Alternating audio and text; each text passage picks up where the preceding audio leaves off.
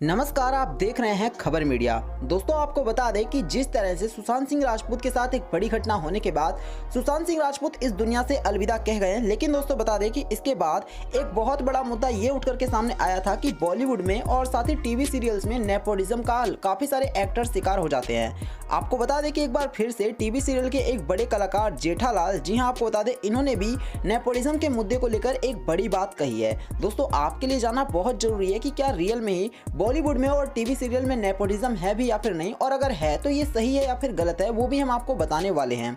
बता दें, बॉलीवुड एक्टर सुशांत सिंह राजपूत के साथ हुई घटना के बाद फिल्म इंडस्ट्री में कई मुद्दों पर बहस छिड़ी हुई है। इनमें नेपोटिज्म का मुद्दा भी काफी चर्चा में है। एक्टर के निधन के बाद लगता है कि कई स्टार्स सामने आकर के इस पर खुलासा कर रहे हैं और बहुत सारे और भी आने वाले हैं। बता दें कि इस विषय पर सितारे अपनी प्रतिक्रिया देते रहे हैं। अब इस पॉपुलर शो तारक मेहता का उल्टा चश्मा के जेठालाल यानी कि दिलीप जोशी ने भी इस पर रिएक्शन दिया है। दिलीप जोशी ने हाल ही में एक यूट्यूब चैनल को दिए इंटरव्यू में बताया है कि उन्हें अपने करियर में कभी नेपोटिज्म का सामना नहीं करना पड़ा। मतलब ये है इनके कहने का कि इनके साथ कभी भी ऐसी घटना नहीं हुई जहां पर इन्हें ऐसा फील हो कि इनके साथ नेपोटिज्म हुआ है। साथ ही उन्होंने कहा है कि ये हमारी संस्कृति है।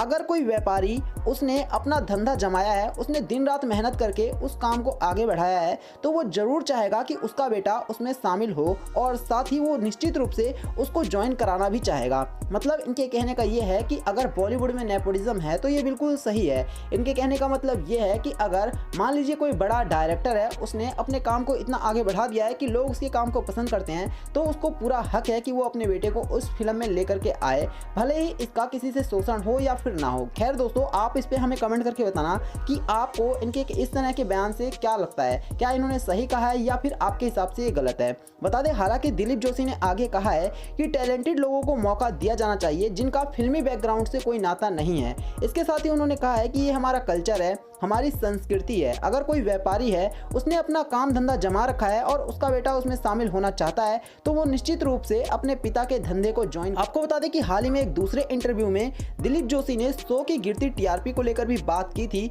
उन्होंने कहा था कि समय के साथ तारक मेहता का उल्टा चश्मा की राइटिंग पर काफी बुरा असर पड़ा है। जी हाँ, आपको बता दें कि इनके जो राइटर थे दोस्तों, अभी हाल ही में उन्होंने भी अपने आप को ठीक ऐसे ही खत्म कर लिया, क्योंकि उनको भी दोस्तों काफी सारी जगहों से धमकी मिल रही थी और इस वजह से उनको भी अपने आप को खत्म करना पड़ा। और इसके साथ ही आपको बता दें कि इनके शो के जो राइटर थे दोस्तों, उनके साथ बड़ी घटना हो जाने के बाद से इनकी राइटिंग में इनके सीरियल काफी बुरा बर्ताव देखा गया है और इसकी वजह से लगातार इस शो की टीआरपी घटती जा रही है और लोग अब इस तारक मेहता का उल्टा चश्मा के शो को पसंद नहीं कर रहे हैं। इसके साथ ही बता दें कि जेठालाल ने उस टाइम पर यह बड़ा बयान दिया है नेपोटिज्म को लेकर, जब सुशांत सिंह राजपूत दोस्तों लगातार उनके फैंस कह रहे हैं कि सुशांत सिंह राजपूत नेपोटिज्म का शिकार हुए थे, इस वजह से आज वो दुनिया में नहीं है।